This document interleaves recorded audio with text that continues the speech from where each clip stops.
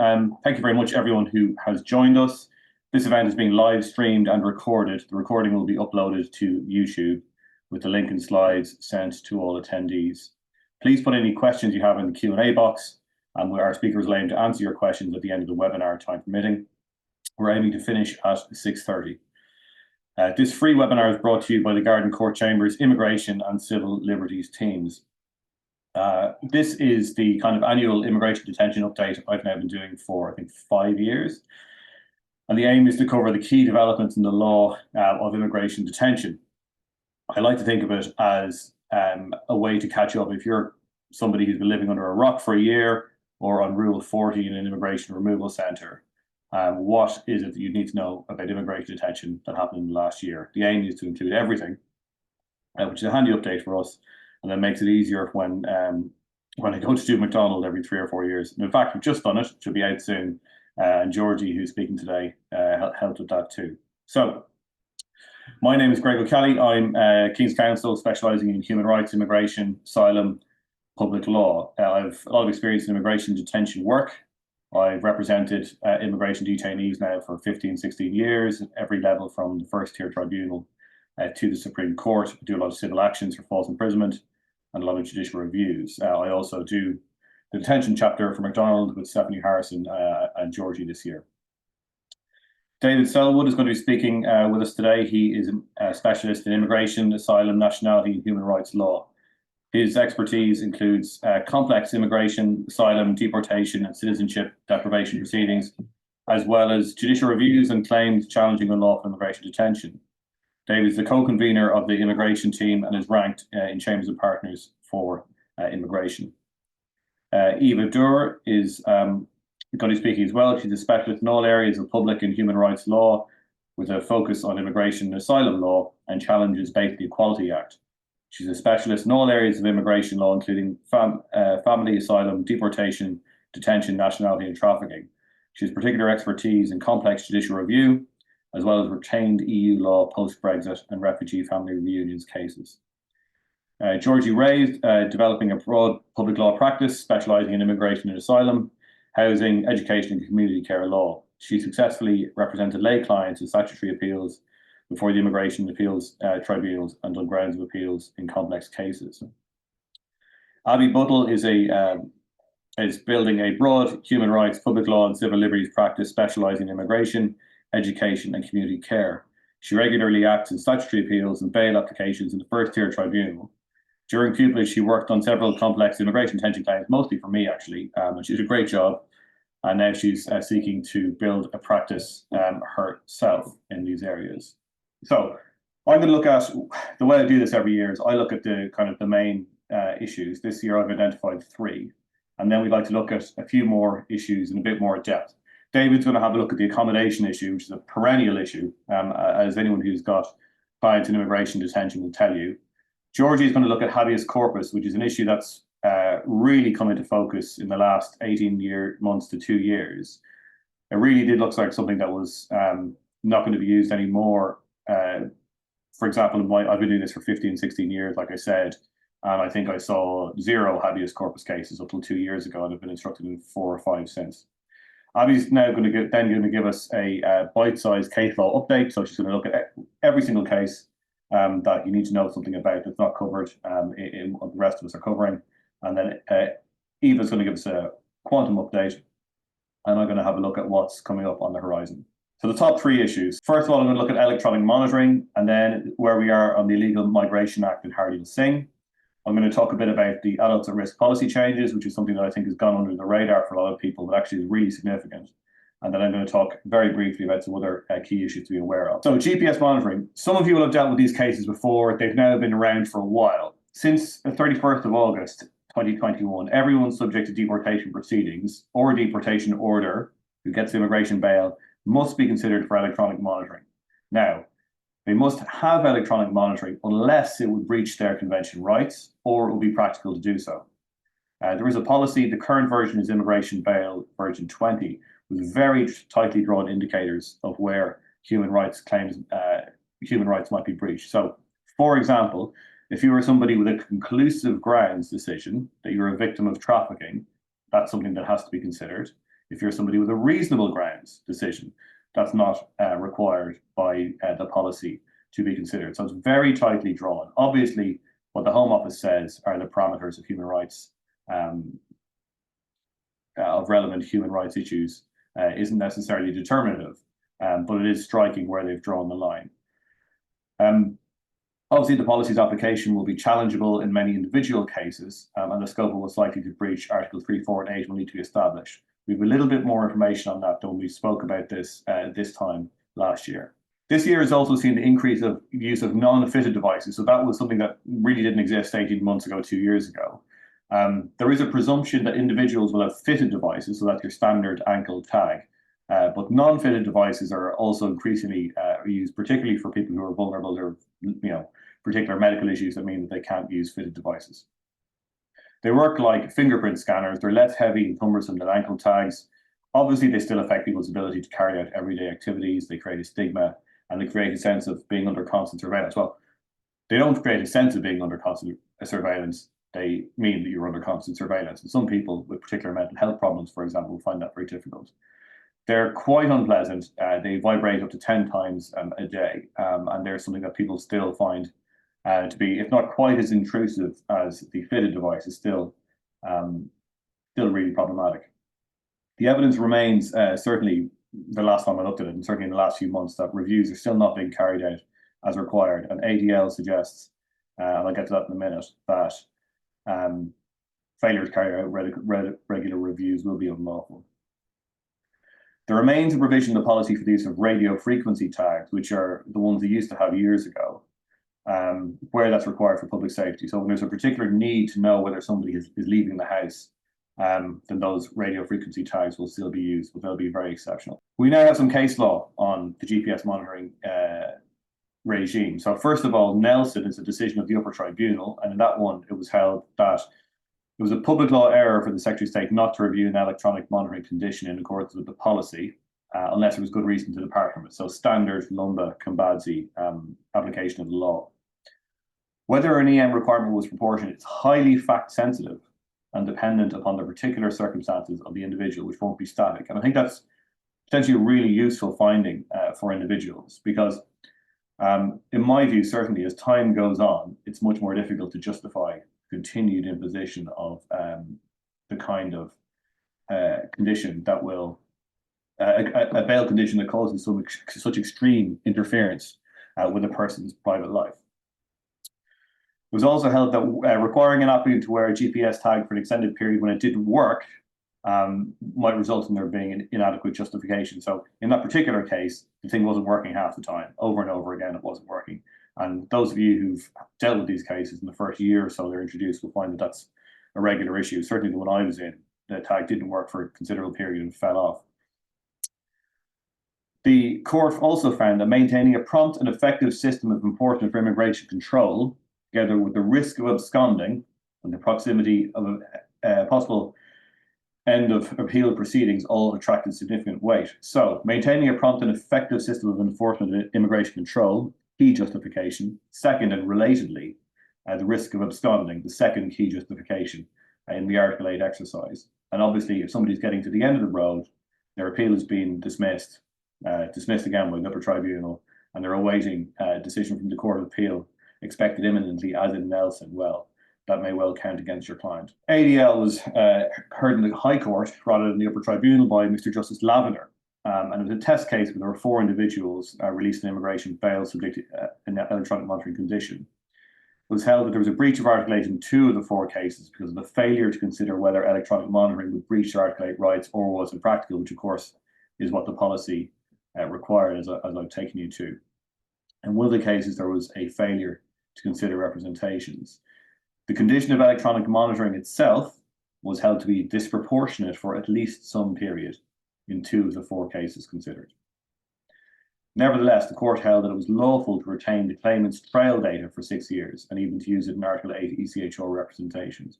What that means is the Home Office is keeping the data of where your client has been when he's walking around, has either the ankle tag or the non-fitted device. They're holding on to that data with the intention of using it in the future should it be necessary or helpful, for example, in dealing with Article 8 representation. So If you say, I've got a very close relationship with my partner, they might check whether or not you spent many nights or days staying at your partner's house. Which in my view is extremely intrusive. I was surprised that was held up, but there we are. Interestingly, on the 13th of January 2025, which is yesterday, in fact, the Home Office published its GPS expansion pilot evaluation. Now, the pilot evaluation was referred to in ADL, but it appears from what I've seen in that case that they didn't have actually even the preliminary findings at that stage. The results are fascinating because it was held at, as found by the Home Office's own examination of the pilot, that GPS tagging did not improve compliance behaviours of asylum claimants on bail conditions. After 16 months, there was no statistically significant difference between the proportions of individuals out of contact, i.e. have run away.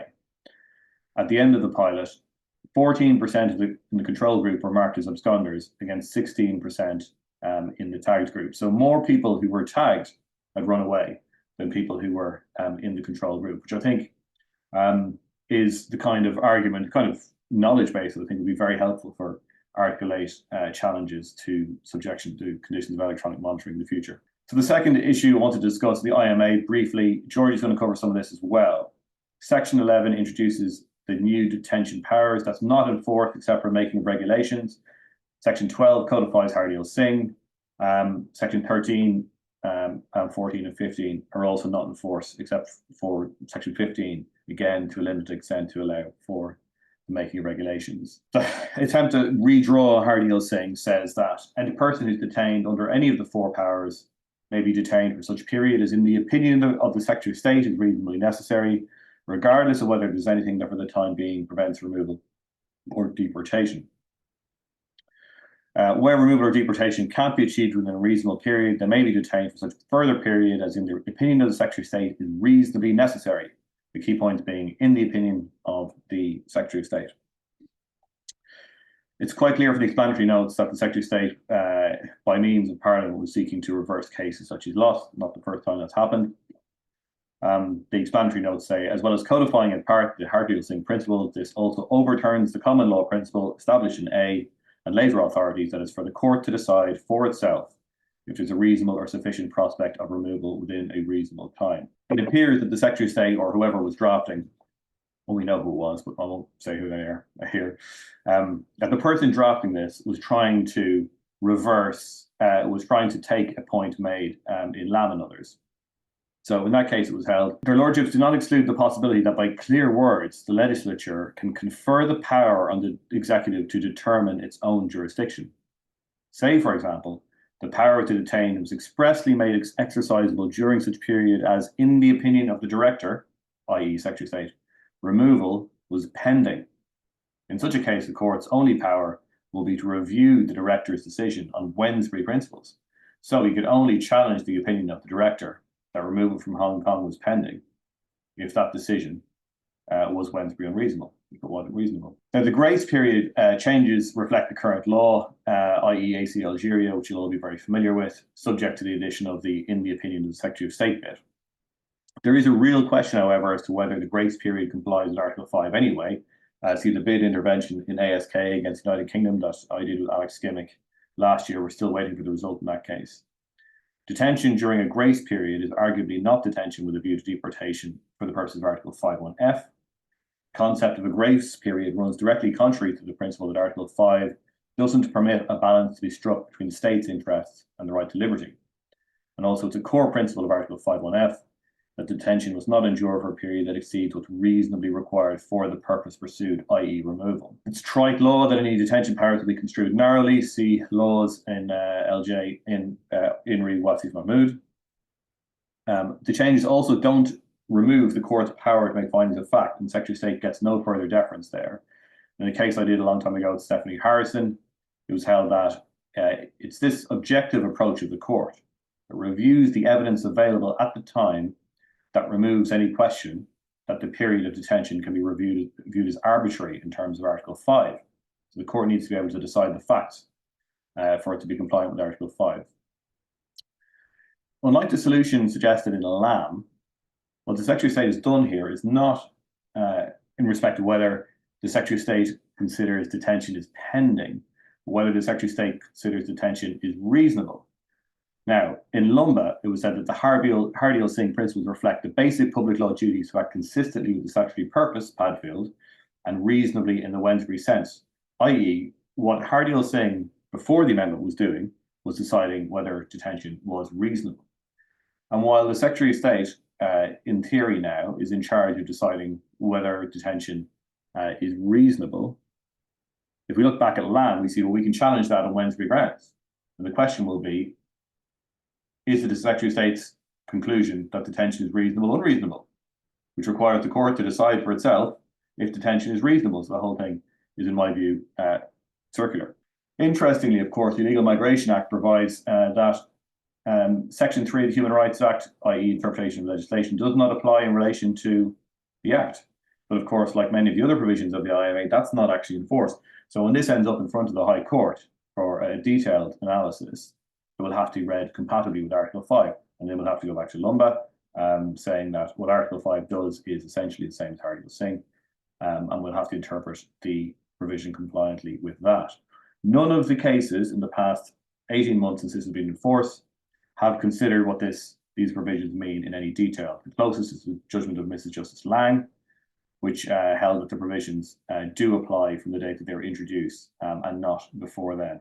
There is now some policy, though. We do have the policy in the Detention General Instructions, which first of all accurately reproduces the four Hardy-Singh provisions unamended, and then describes the effective Section 12 as follows. This emphasises that the Secretary of State is the primary decision maker, who is in possession of all the facts surrounding a person's detention. Therefore, in reviewing any unlawful detention claims, the court should approach their task by examining the reasonableness of Secretary of State's assessment, rather than substituting their own assessment of the reasonableness of a period of detention. But again, the court's going to have to find the facts for themselves to decide whether the Secretary of State's assessment is reasonable. And if the court's view is that the Secretary of State's decision is not reasonable, well, then it's much the same question. I think that's clearer if you look at what else it says in the policy, which is that although it is for the Secretary of State to determine what is a reasonable period to detain, Article 5 doesn't permit periods of detention where there's no prospect of removal within a reasonable period of time, which has to be an objectively reasonable period of time. That change does not enable the Secretary of State to maintain detention where there ceases to be any prospect of removal within a reasonable period, or where the statutory purpose of detention can no longer be achieved within a reasonable time. So again, you can see that the person who was writing this was really struggling to figure out what it meant, and I think the court will reach the conclusion that I have reached. Adults at risk policy framework. So there have been considerable changes and unwelcome ones to the policy framework for adults at risk this year. Just to remind everyone who may not be familiar with it, in January 2016, we had the review into the welfare in detention of vulnerable persons, and it was like the Brookhouse report of its day. It was shocking, and it was highly critical of the failure to identify and release vulnerable detainees. And the conclusion of Sir Stephen Shaw was, there is too much detention. Detention is not a particularly effective means of ensuring that those with no right to remain do in fact leave the UK. Now, many practices and processes associated with detention are in urgent need of reform, and also a smaller, more focused, strategically planned immigration estate, subject to the many reforms I've outlined in this report, will be both more protective of the welfare of vulnerable people and deliver better value for the taxpayer. Immigration detention is increasing, and whether by better screening, more effective reviews, or formal time limit, it ought to be reduced. So that was Sir Stephen Shaw's view. The result of that was the Adults at Risk statutory and policy guidance. There's statutory guidance, which is laid before Parliament, and then there's the Adults at Risk policy guidance that accompanies it. That included a statutory commitment to reducing the number of vulnerable people in detention. Those of you who remember the chapter 55.10, the test of exceptional circumstances, that was removed, and it was replaced with a more fluid assessment of evidence levels weighed against immigration factors. I wasn't a fan at the time. I don't think it was particularly better than what was in place already. But the result was, first of all, to remove the threshold of exceptionality, and then secondly, to weigh immigration control factors against levels of evidence instead of level of risk. That made it more difficult to challenge in practice in my experience, although we managed to get the hang of it eventually. It also allowed the later introductions on limits of evidence that would count, which is how we get towards evidence levels, which is how we get towards the second opinions policy. This year, however, in May 2024, the dying kick of an awful government introduced significant amendments to the adults at risk caseworker policy and statutory guidance. The new statutory guidance expressly removes the commitment to reducing the number of vulnerable people in detention. So they're not even trying anymore. It replaces the clear presumption against detention with a strengthened, in inverted commas, presumption for vulnerable people, and further waters down the statutory guidance. And they explain it as follows. The existing guidance presents a viewpoint reflective of the context and priorities of 2016. 2016 was when we didn't want to detain people who might die. At this time, the government's focus was on reducing the use of immigration detention, particularly, as is clear from the Shaw Review, the very vulnerable people who had been detained, often in breach of Article 3. However, in response to the challenge of illegal migration, the government is now planning to expand the detention estate. And it's been clear that those who entered the UK illegally may be detained and properly removed. The regulations will amend the statutory guidance to refresh the purpose of the policy in line with this position, including by removing reference to the intention of the guidance leading to a reduction in the number of vulnerable people detained. Reference to a person having an MLR, that's a medical legal report, confirming that they're a victim of torture being treated as a level 3 was adults at risk was also deleted. So no longer an automatic adult at risk if you have evidence of being a victim of torture. That wasn't there because of the huge volume of evidence that people who are victims of torture are likely to be very badly affected by immigration detention. Some of you may be aware, in just about a year ago now, the judgment of Mr. Justice Linden, which held that the second opinion policy guidance was contrary to the statutory guidance. And so I'll get on to what the policy, second opinions policy is in a minute, provides that caseworkers who get medical legal reports showing that a person is vulnerable must get a second opinion. And he also held that the statutory guidance created the presumption that I've just referred to. The new statutory guidance introduced a provision for obtaining a second opinion where a detained person adduces medical evidence of risk. So in addition to the second opinions policy itself. It does appear that this was a direct response to the medical justice policy decision, and it's an outrageous position, which has, to be fair, been maintained by the new government. The second opinions policy now, as now drafted, provides that all external medical reports requiring consideration under the adults at risk policy must be referred for a second opinion.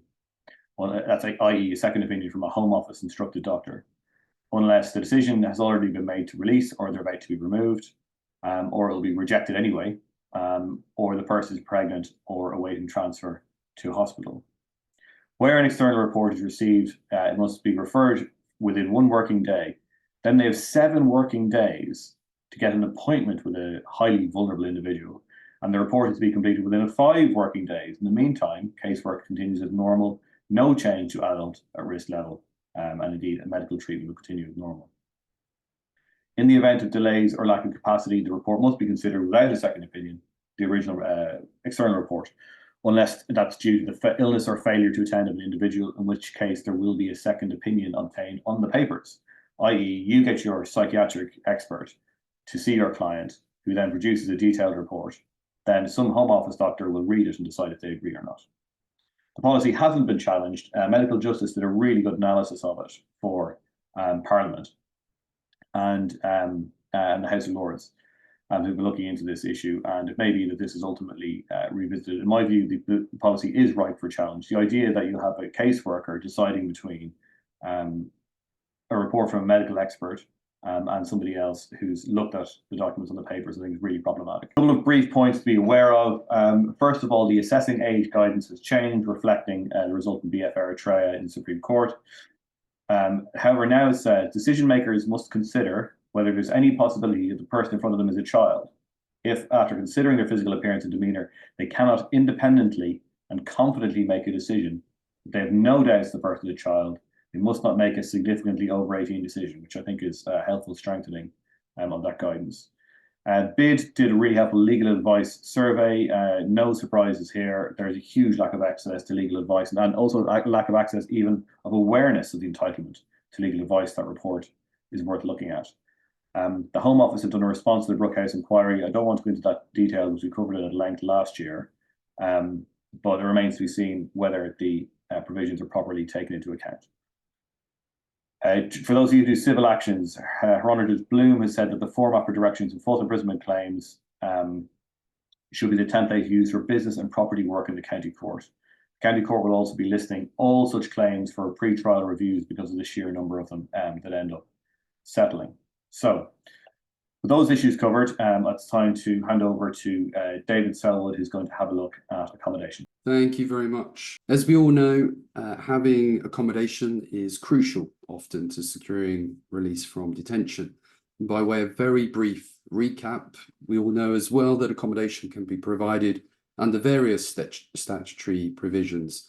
Those include Section 4.2 of the 1999 Act for those who have had asylum claims rejected or deemed inadmissible, Section 95 of the same Act for those who have pending asylum claims, Para 9.2 of Schedule 10 of the 2014 Act for those required to reside at a specified address as a condition of bail who are unable to support themselves unless the Secretary of State provides or arranges accommodation and there are exceptional circumstances, and also a number of other statutory provisions. For example, for those entitled to local authority housing, Section 213B of the Housing Act 1996 imposes a duty on a public authority to refer anyone who is homeless or at risk of being homeless to a local housing authority. It's also worth bearing in mind that those who are recognised as potential or actual victims of modern slavery can secure accommodation through the Home Office policy on modern slavery, or the statutory guidance, I should say. And that was made clear, the extent of that and where it meets in detention cases was addressed by the admin court in the case of EXC last year. And I think Abby's going to talk about that, so I'll say no more about it. So what could possibly go wrong? Well, I'm afraid, as we all know, lots. There are a number of systemic problems. There's a short supply of accommodation. The quality and suitability of the accommodation when it's finally provided is often woefully inadequate. There are shortcomings in the procedures and the processes for applying for accommodation from detention. There are delays in sourcing accommodation, including checks on accommodation suitability for foreign national offenders, although, of course, bear in mind that 2024 FTT bail guidance assumes that probation will approve an address for those on licence unless the immigration authorities have specific concerns about it. The systemic problems with release accommodation for detained individuals has been addressed in a number of claims, and we know from the case of Sathanantham, for example, that dealt with previous provisions, Section 41C of the 1999 Act, and the case of Hamninsky, which dealt with the policy problems, amongst other things, for those applying for bail under Para 9, Schedule 10 of the 2016 Act. Now, I will come back to Hamninsky in a moment. So 2024, what happened? More or less the same, I'm afraid to say, and I could have cut and pasted the slide from last year and the year before, that the problems are still there. A significant number of cases inevitably were filed in the administrative court for unlawful detention and public law failures to provide accommodation. Very few of those cases were reported, and that's because claims of that ilk frequently settle at the acknowledgement of service stage or prior to or as a result of interim relief applications. Two cases that were reported give a flavour of that, two interim relief cases, the cases of Mateen and Navracicius. Just very briefly, Mateen concerned a Pakistani national who had been detained under immigration powers after a custodial sentence. He secured a mandatory order requiring his release and suitable accommodation under Para 9, Schedule 10 of the 2016 Act within 7 days. And that was because there had been very limited progress in obtaining accommodation or in showing that there was urgency to provide the same. The claimant had in fact been granted conditional bail by the first tier tribunal some 4.5 months prior and had been identified as an adult at risk level 3 around that same time. And the defendant had agreed to provide Para 9 Schedule 10 accommodation 3 months prior. In the case of Navracicius, again, a mandatory order was granted requiring the Secretary of State to provide Para 9 Schedule 10 accommodation and release within 7 days of the date of hearing. In that particular case, the claimant had been detained for over 6 months, and there was arguably, or strongly arguably, no realistic prospect of him being removed within a reasonable period of time. There continued, however, to be some arguments about what the correct interpretation of Para 9, Schedule 10 of the 2014 Act actually meant, and we see the culmination of that in the Northern Ireland Court of Appeal case of Bounar. Next slide, please. Now, that case concerned an Italian national. It was unclear to the court exactly when they were detained under immigration powers after their custodial sentence. The first-tier tribunal had granted them bail, conditional on residing at an address to be specified after the address had been provided by the Secretary of State, and bail was to commence on the date when that accommodation was provided. Notwithstanding that, the Secretary of State on 3 occasions thereafter failed to or refused to provide accommodation under Para 9 Schedule 10 on the basis that the bail grant did not contain a release condition. The refusal to provide that accommodation was challenged by way of judicial review, and at first instance it was rejected, largely or almost completely on the basis that the claimant's grant of bail, as a matter of fact, did not require her to reside at a specified address. Now, on appeal, the fundamental issue on appeal was what the correct construction of Para 9 Schedule 10 of the 2016 Act actually was. The case that I mentioned before from the admin court, the Haminski case, was considered at length, but the Court of Appeal concluded that it was a challenge to policy, the Secretary of State's policy on how she applied and considered applications for Para 9 Schedule 10 accommodation, and was not therefore primarily considered with statutory interpretation, and anything that it said on that point was therefore strictly obiter. The key issue was whether a grant of conditional bail, or bail conditional on a residence requirement, where there is no specified address, can be said to trigger the Secretary of State's discretion to grant accommodation under Para 9(2) of Schedule 10. The clear answer, according to the Court of Appeal, was no. There is no requirement for the Secretary of State to do so, because the plain meaning of Para 9(2) of Schedule 10 is that a concrete specified address must be in place. And that creates what was described in the case of Haminski as a Gordian knot, whereby you can't get bail because you haven't got accommodation, and you can't get accommodation from the Secretary of State because you don't have a residence condition attached to bail, which includes a specified address. And as I'm sure many of you will remember, in Haminski at Paras 18 to 19, the admin court said that that Gordian knot could be untied by one of 2 options. The first was securing an in-principle decision from the first-tier tribunal to grant bail subject to a residence condition, which will only take effect once the Secretary of State provides that accommodation, or number 2, securing an in-principle decision from the Secretary of State to provide accommodation. Now, according to Bounar, only the second of those 2 options can in fact work, bearing in mind the statutory provisions and the way that the court interpreted them. Is the Bounar analysis correct? That will be food for thought moving forwards. And I had a few, 7 points that it might be worth bearing in mind on that. The first is, if the Secretary of State can make an in-principle decision on whether to provide accommodation before any grant of conditional bail by the FTT, then why can't she do so after any grant of conditional bail by the FTT? The FTT could say, for example, bail is granted conditional on the claimant securing accommodation, after which a residence condition with a specified address can be added. It wouldn't be that the grant of bail itself had triggered an in-principle decision for accommodation from the Secretary of State, but rather a request which can be made at any time, theoretically, by an applicant to the Secretary of State for an in-principle decision on whether to grant accommodation. That request could be made, as I said, before or after a bail application. As we all know, there are clear advantages to having conditional bail granted by the FTT.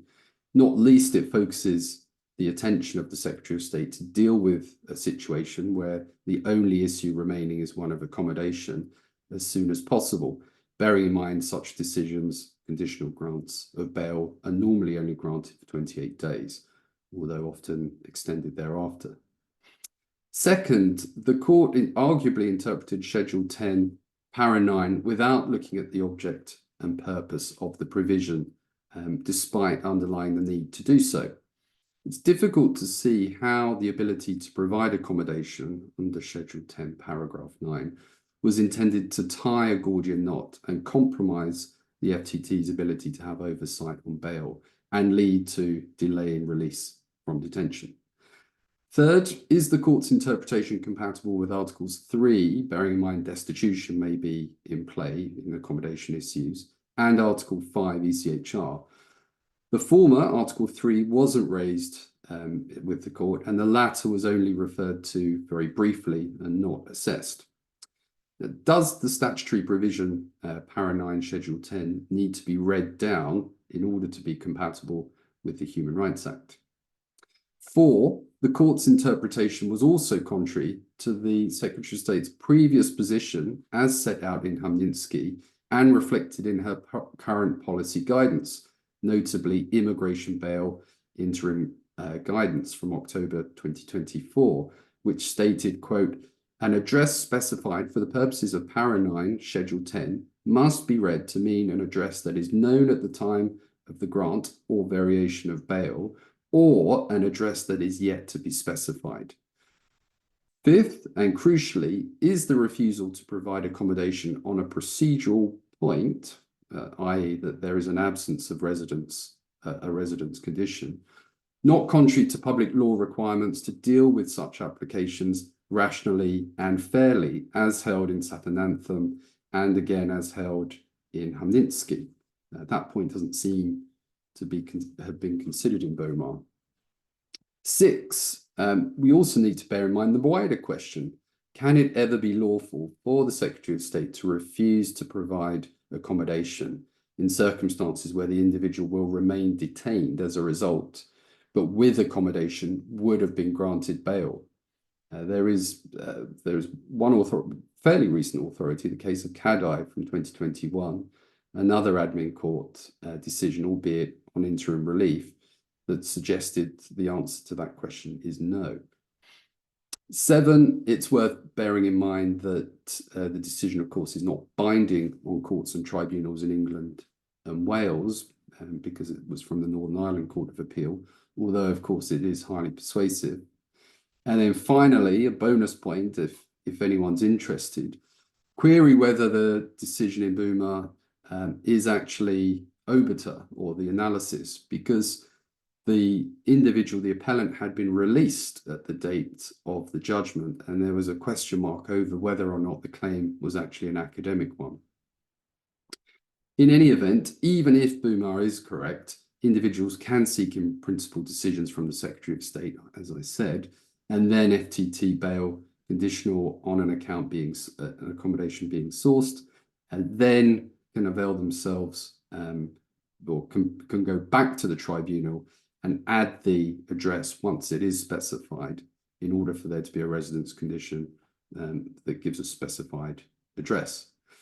That, however, is likely to be highly problematic in practice, not least because, as we all know, the Secretary of State can take weeks, sometimes months, to determine whether someone is eligible for accommodation under Para 9, Schedule 10.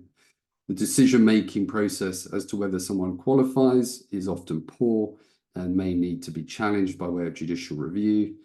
And then if there's a judicial review, we need to consider whether to bring the substantive unlawful detention claim at that stage as well. Crucially, it means that there will be a loss of judicial oversight from the FTT if in-principle decisions cannot be made on accommodation in advance of the FTT making an in-principle decision on bail. Those are my thoughts, brief thoughts. Thank you very much. Thanks very much, David. Now we are going to hear from Georgie on habeas corpus. Thank you, David, and thank you very much, Greg. So I hope you're all keen watchers of this series and that some of you logged on last year. And if you did, you'll know that the big issue was the Illegal Migration Act. So Greg's really helpfully gone over some of the more concerning elements of it that aren't yet enforced, and I've reiterated those there.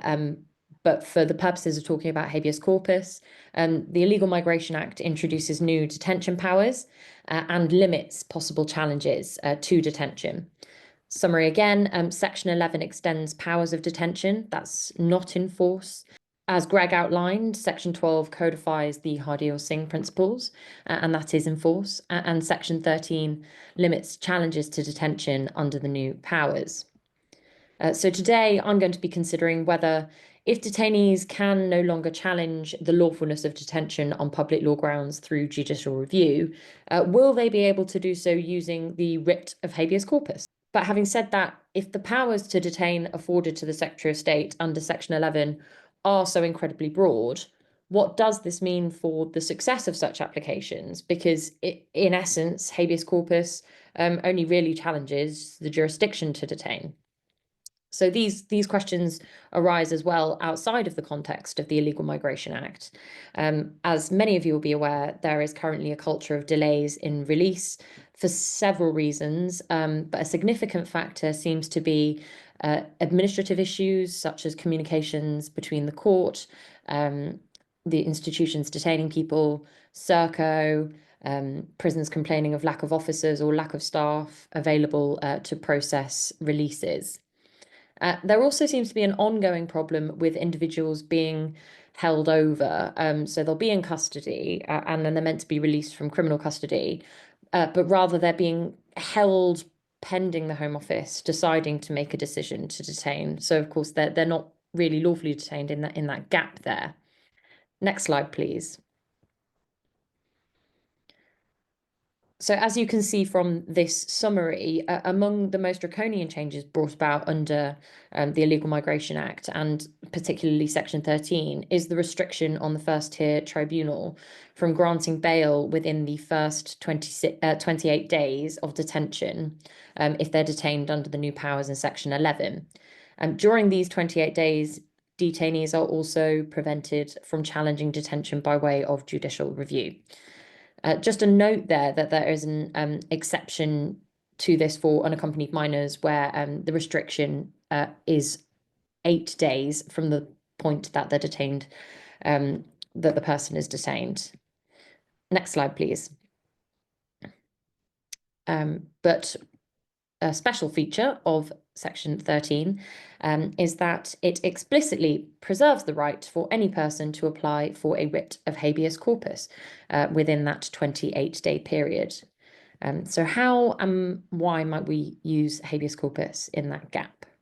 Next slide, please. Habeas corpus might seem to be a legal relic, but many of us, as Greg said, are beginning to be instructed in a flurry of applications in both the criminal and immigration context. And intrinsic in the elasticity of the common law is the possibility for evolution, such that this dinosaur might evolve and meet the needs of the current context, where judicial review is no longer available and where swift justice is required. As to scope, then, of such applications, Cheblak and Maboye highlight the distinction between judicial review and habeas corpus. So where judicial review is concerned with public law errors made within jurisdiction, habeas corpus is concerned with errors going to that jurisdiction. The court, on an application for habeas corpus, can examine a precedent fact and decide whether that precedent fact did or did not exist. But once the existence of the fact is established, you can't go further behind the decision to detain. So another way of thinking about it is to say that if the statute provides, for example, that the Secretary of State may detain a person who is X, a habeas corpus challenge can be brought on the basis that you are not X.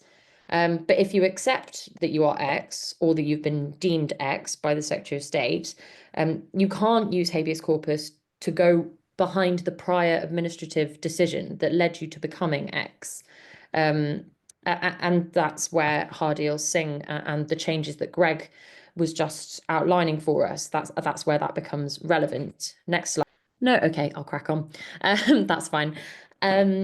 So the case of Hardeal Singh itself was originally a case on an application for a writ of habeas corpus, although it wasn't granted on its facts. And many cases have since shown that habeas corpus applications can be made on Hardeal Singh grounds in cases where detention is not reasonably necessary, because it goes to whether the jurisdiction existed or not. And I've got here the case of Tantilam, which establishes that it's for the court and not the determining authority to decide whether Hardeal Singh principles have been breached, and therefore whether there was jurisdiction to detain.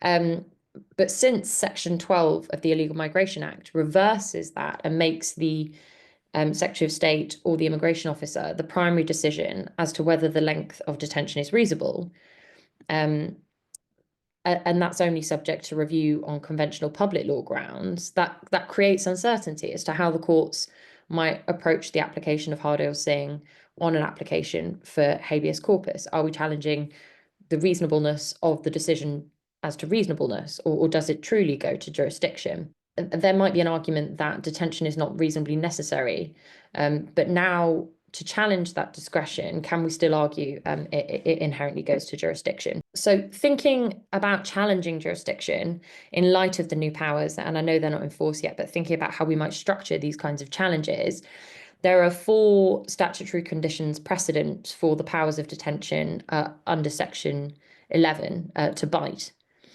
And you can see from the phrasing of those 4 conditions, the first 2 contain the word suspect. So they're subjective things that the Secretary of State or immigration officer has decided. But the last 2 conditions are matters of precedent fact. So insofar as the lawfulness of detention depends on whether, as a question of fact, the person meets the conditions, or whether, as a question of fact, there is a duty to remove them. So it's not merely whether or not the immigration officer or Secretary of State thinks so, but you do have to do some mental gymnastics to get there. So Greg already mentioned Article 5 challenges, but as the UK is obliged to continue to comply with Article 5, which protects the right to liberty, questions arise in this context around Article 5.1f and Article 5.4.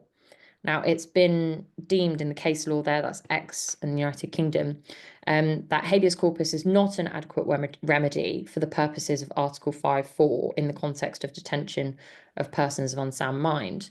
But if habeas corpus is now the only remedy during that 28-day period of immigration detention, when judicial review isn't available and when you can't apply for bail, the courts may need to develop the scope of habeas corpus to ensure that we are complying with Article 5.4. And if, again, detention under Article 5.1f should not exceed what is reasonably required for the purpose pursued, and the court can't apply Hardeal Singh principles because of Section 12 of the IMA, then it's likely that we're going to be in breach. So watch this space for challenges there. So I've just got a bit of the civil procedure rules here. Part 8 governs applications for habeas corpus. An application must be made by filing a Part 8 claim form and a witness statement or affidavit with the administrative court.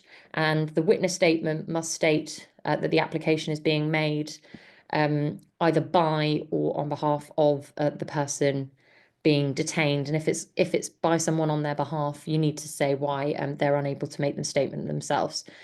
Now, importantly for solicitors amongst yourselves, legal aid is available for these applications. Although, having said that, and before I sing the praises of habeas corpus as a remedy of urgency, it can take a few days for the legal agency to approve such applications. So what are the praises of habeas corpus? Those applications are given priority in the business of the courts, and per CPR 87.3, they'll be considered on the papers, in court, or by a judge as soon as possible.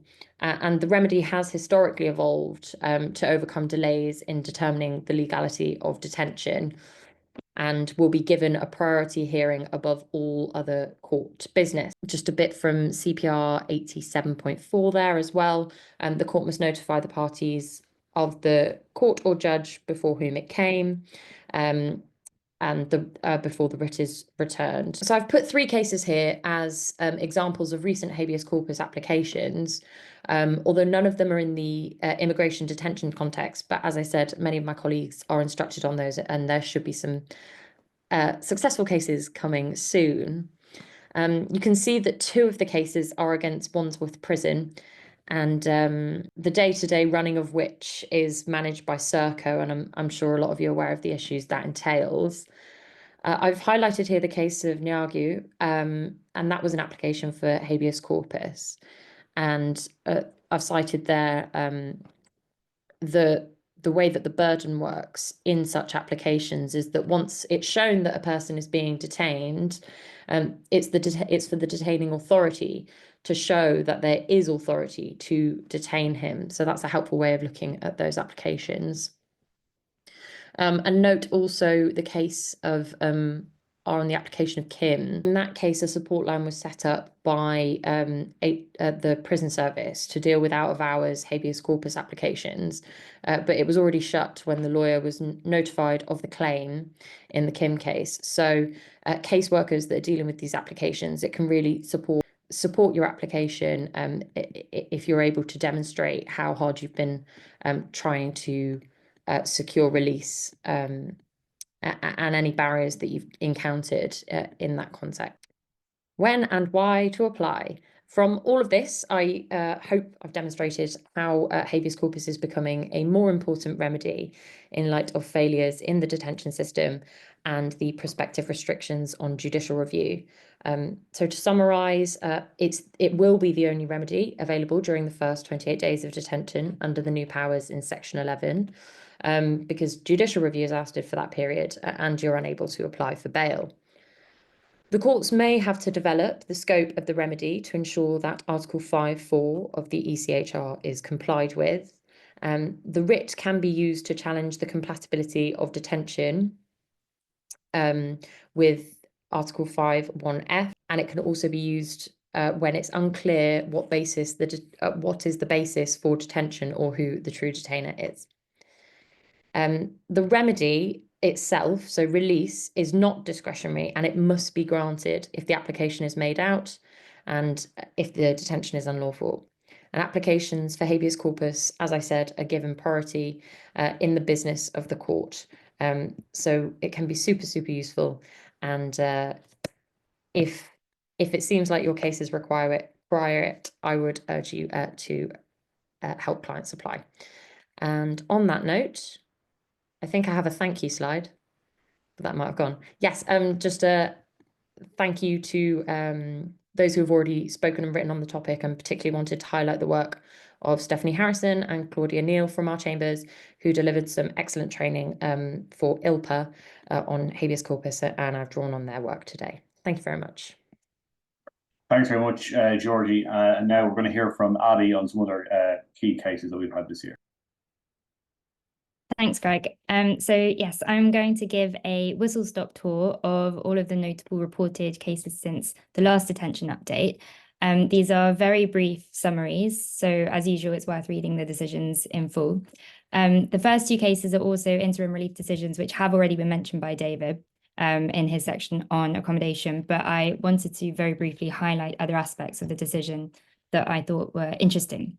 So starting with Mateen, I won't repeat the facts as they've already been covered, but it involved delays in sourcing Schedule 10 accommodation over about 4 months. And the part that I wanted to cover was that the Secretary of State in this case did argue that the length of detention was reasonable, especially considering that Section 12 of the IMA displaced the Hardy-Singh Principles 2 and 3, giving the Secretary of State broader decision-making powers in relation to what is considered a reasonable length of detention. So as Greg's already explained, the changes brought about by Section 12 is still very much open to question given the case law and Section 3 of the Human Rights Act. But in any case, the judge in this decision decided that she didn't need to consider this point, as bail had already been granted and the Secretary of State had already agreed to provide accommodation. So really this judicial review is about enforcing a right already established by the first tier tribunal and acceded to by the Secretary of State. So it was decided in the end that there was a strong prima facie case that defendants' inaction in relation to sourcing suitable accommodation went beyond what was reasonable. And as you heard, a mandatory order to provide accommodation within 7 days was made.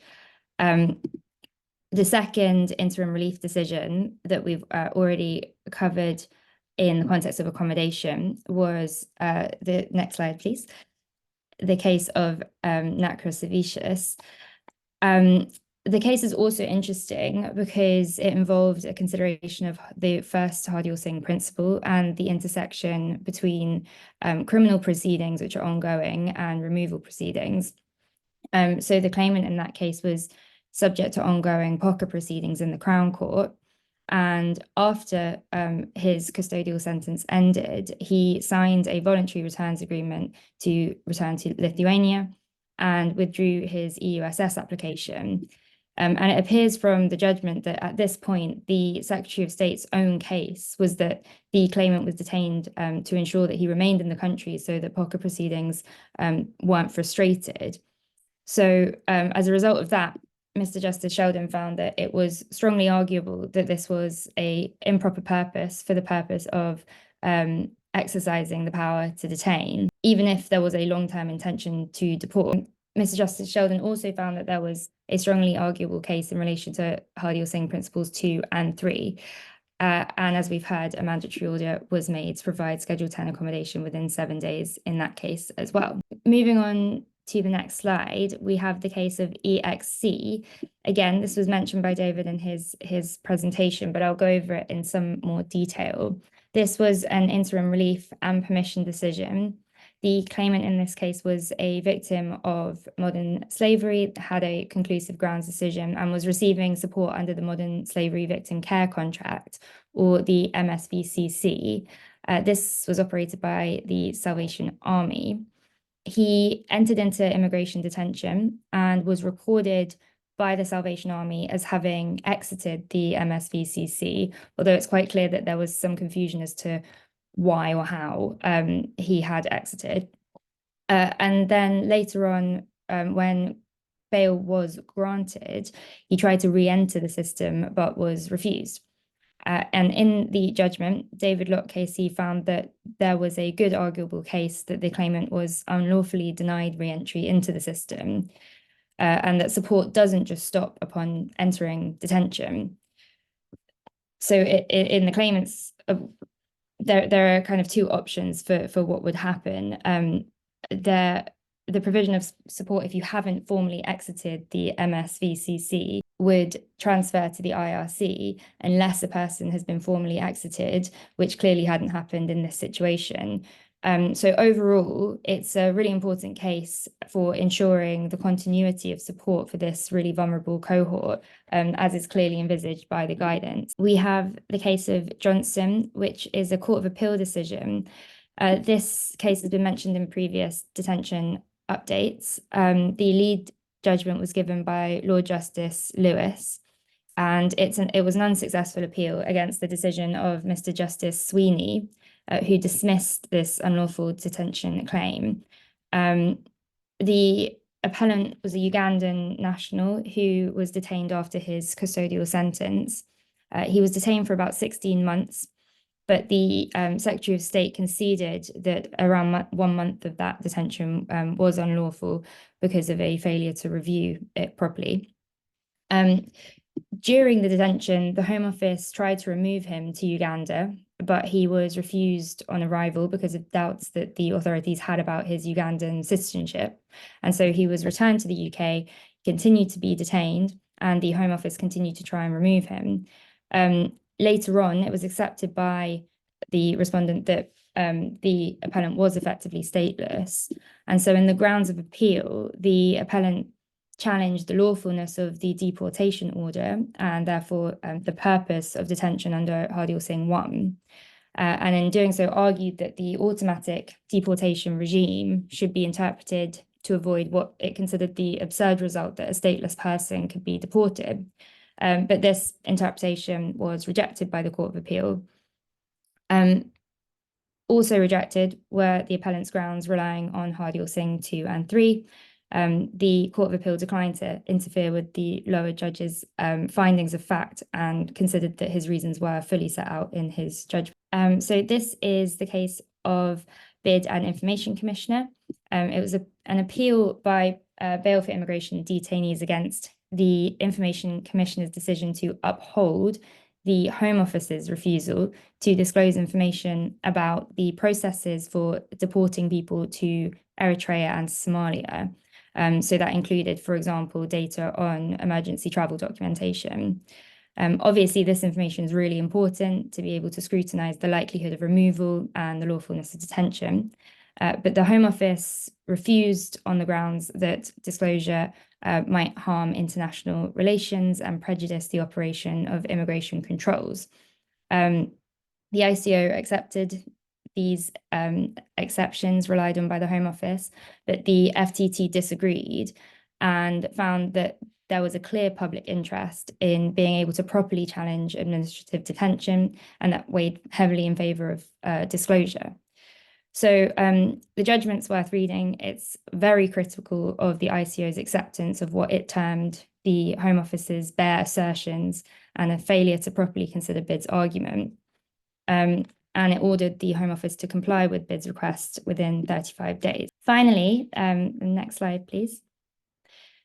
This is the Northern Ireland Human Rights Commission case, which is a decision of the High Court in Northern Ireland, in which it held that a number of provisions in the Illegal Migration Act were in breach of the Windsor framework within the EU withdrawal agreement. So it disapplied these provisions in Northern Ireland. And the court also considered the compatibility of certain provisions with the ECHR. I won't go over all of the provisions. I'll just focus on the decision as it relates to detention. So the court considered Section 13 of the IMA, which is not yet enforced. And under this provision, as has already been covered, a court or tribunal cannot question or set aside a decision to detain for the first 28 days of detention, subject to certain exceptions.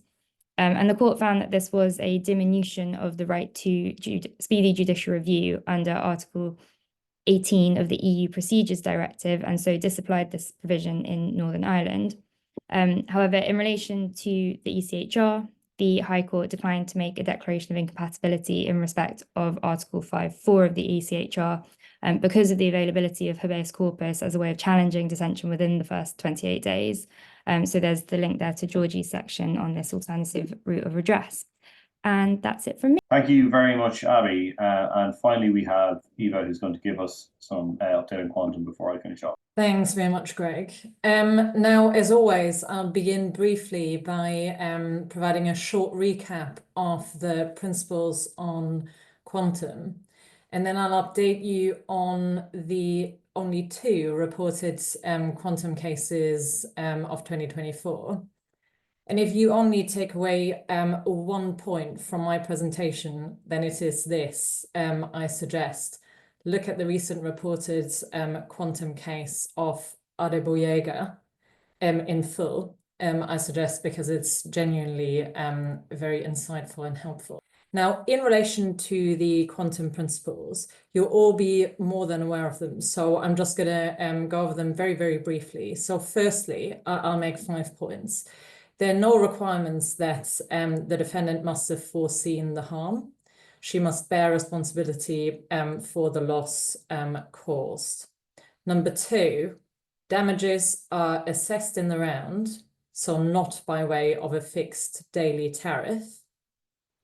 3, the initial shock of detention will ordinarily attract the greatest award in damages, with the rate at which damages increase or in which damages are assessed reducing the longer the period of detention goes on for.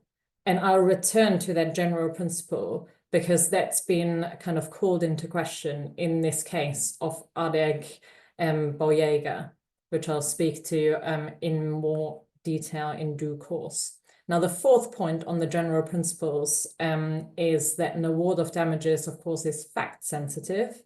So quantum cases are only illustrative and not precedential.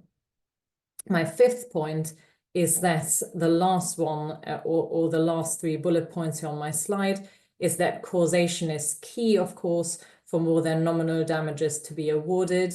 So if a person would have been detained despite the public law errors, then the claimant is entitled only to nominal damages rather than substantial compensatory damages. Now, to arrive at a reasonable quantum figure, what you do is, of course, to compare your case to other similar reported quantum cases.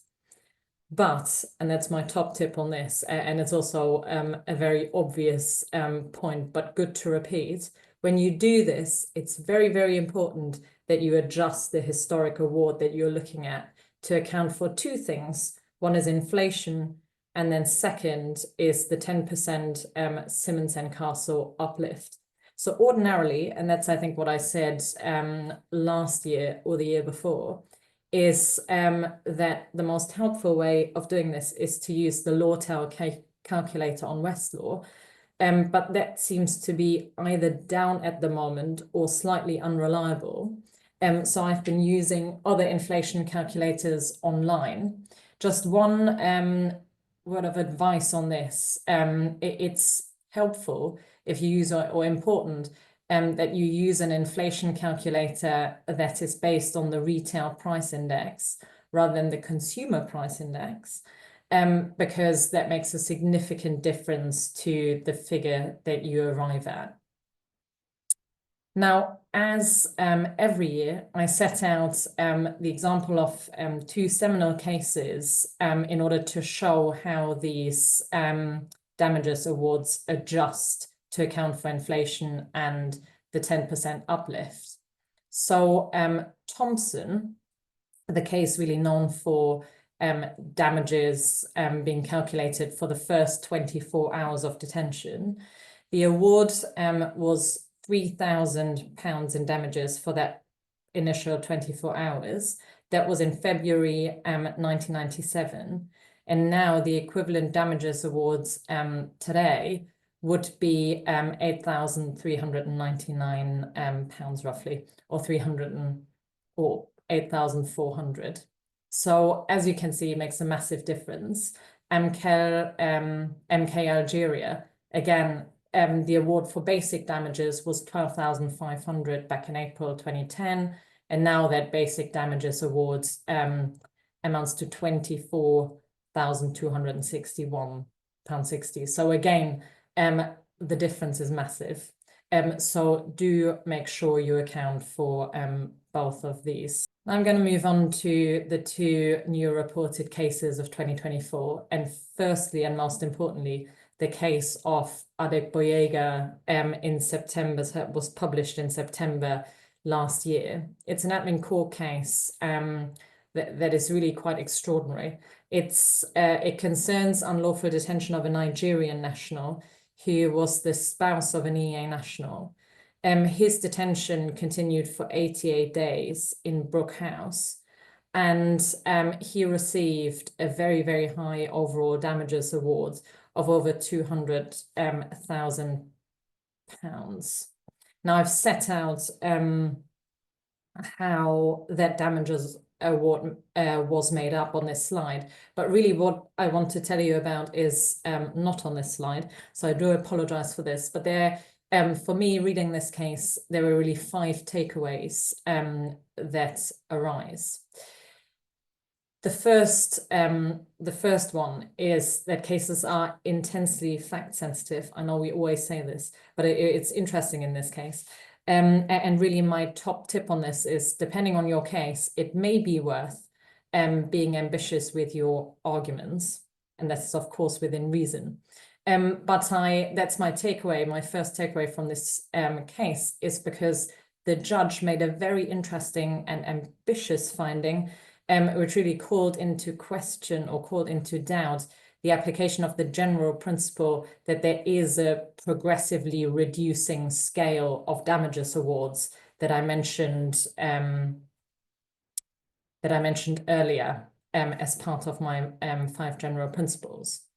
And the judge in this case held that the principle didn't really apply in the same force in this case, and he gave 3 reasons why. Firstly, based on the expert evidence, the claimant's psychological injury and distress really remained the same throughout his detention. So while there may have been a particular initial shock of detention, also the psychological injury just remained consistently very high. Second reason he gave is that the detention conditions were appalling, and they also remained the same throughout the entire period of detention. And then thirdly, the threat of removal was also maintained throughout. And for that reason, he found that in this case, in fact, damages didn't progressively reduce massively, but instead remained fairly consistent throughout the entire period. So that's a very, very useful finding, really pushing the boundaries of what we understand as being general principles. So it may be very, very helpful, or this particular finding may be very helpful in your cases. Now, the second takeaway from this case is that where relevant, provide evidence of poor detention conditions. And in this context, you may be able to draw from the Brookhouse inquiry report. That's especially relevant where your client was detained at Brookhouse, but not exclusively. Yeah, I think there may well be scope to apply this outside of Brookhouse. So the court in this case awarded a significant sum for damages in just satisfaction, as it found that the treatment that the claimant was subjected to when detained reached the minimum level of severity of inhuman and degrading treatment under Article 3 of the European Convention on Human Rights. And there are a few factors that the judge took into account, and it's well worth reading. But they were that the claimant, for example, had been locked in his cell for 12 hours a day, that there was a lack of privacy and ventilation in the toilet, that there was significant illicit drug use by detainees, with no attempt by the detention center to bring it under control. There was also use of bad and abusive language by staff, failures to provide adequate supervision, and all of these breaches were systemic, endemic, and enabled by senior managers. And yeah, I just like to say that it's very, very useful that there's now some judicial recognition of just how bad conditions were at Brookhouse. And that's hopefully helpful in other contexts as well. My third point on the case is make sure to plead and particularize the basis for all the specific heads of damages from the outset. As you can see from my slide, there are very, very many heads of damages that succeeded in this case, and it may well be worth running all of them in tandem. Fourth, where psychiatric injury was caused by detention, do obtain expert evidence proving this, the severity, long-term effects, etc. Because the court in this case awarded damages also to pay for the cost of the recommended treatment, which was CBT for the PTSD that the claimant sustained as a result of the detention. My fifth point on the issue is take a broad view of what conduct in litigation means for the purposes of aggravated damages, because that's exactly what the case what the judge did in this case. And he, for example, included, very interestingly, the Secretary of State's conduct at a bail hearing to account for some of the aggravated damages, or one of the reasons why he gave aggravated damages.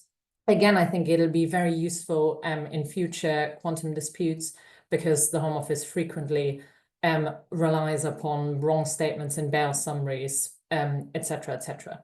Okay, just very briefly, that's another quantum case, the second quantum case of 2024, county court case, again, an EU national case of a child of an EU national. Sorry, detention was actually relatively short, 13 days. But then there was also a breach of EU law rights on account or including false imprisonment on account of reporting restrictions based on the authority of DETCA. So it was roughly for 2 years and 9 months. And yeah, again, the damages award is really, really high, 88,500.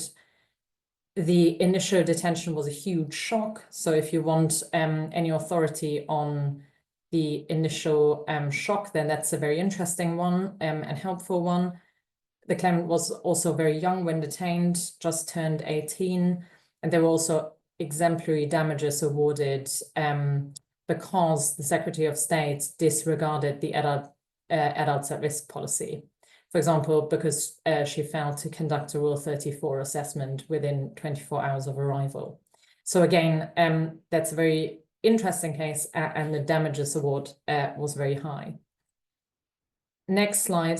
This is just a very, very brief reminder, just because both quantum cases concerned breaches of EU law rights, is I think something that I spoke about in last year's webinar in greater detail, but it's just a reminder that in my view, it's at the very least arguable that regardless of what the EU Withdrawal Agreement Act 2018 says, Frankovich damages remain available for withdrawal agreement breaches. So I'd urge you just to make damages claims where a person was unlawfully detained, where they held rights under the withdrawal agreement. And on that note, I'll hand back over to Greg. Thank you. Thanks very much, Eva. That's really helpful. I would just say that the new version of McDonald's coming out, myself and Georgie have reworked the damages section. So hopefully we'll have a really usable version of that, which will be set out basic damages and aggravated damages in all the cases that are reported. Okay, just to briefly look at what's on the horizon. So what's coming up? Manson crisis, that is still going in terms of the possible civil claim. There are lots of people who I think are entitled to civil claims who haven't brought them, which will still be in time because of the 6 years for a claim for false imprisonment. As we've seen, the Illegal Migration Act, Section 12, needs to be properly determined. Obviously, the accommodation issues are going to continue. I mean, I don't see any end of that in the short term, and we'll need some kind of resolution of the Bounar conflict that David spoke about so helpfully. I do think we'll see a continuing use of Habeas Corpus, as Georgie discussed, as the Home Office in particular fails to release following grants of bail, which I've seen quite a lot of recently, or prisons detained where they feel the Home Office might have an interest in somebody, even though there's no power to do so. Also keep an eye for ASK coming out. What do we think we're going to get for Labour? Well, it is certainly a change in tone and a change in mood music, but what are we actually going to get? So the King's speech is going refers to an immigration bill. We're expecting that in a few months. It will modernise the system, establish a new border security command, and deliver enhanced counter-terror powers to tackle organised crime. I know that a lot of really good NGOs are working hard to include provisions in that bill that will remove some of the more egregious affronts to the rule of law that occurred over the past 14 years. Jesus, past history under the Tories. There has been some attempt to get Labour to look again at the changes to the adults at risk regime. Lord Hanson says in a debate recently that the government was carrying out a review of the adults at risk policy and Detention Centre Rules 34 and 35 that will look at improving the effectiveness of regulations and safeguards. Hopefully that will improve the situation over where it is right now, at least. That will include consultation with NGOs, and we're going to hear something in the spring of 2025. There have been rumblings about new DFT. I haven't heard anything about that in a couple of months, but there has been some suggestions that might be in the works. There are also recent policy changes on the detained asylum casework policy. There are certainly NGOs and organisations that are hoping we'll finally get a limit on detention, which is sorely needed. But obviously that's something we just have to wait for and it doesn't necessarily seem like it's going to come in the short term.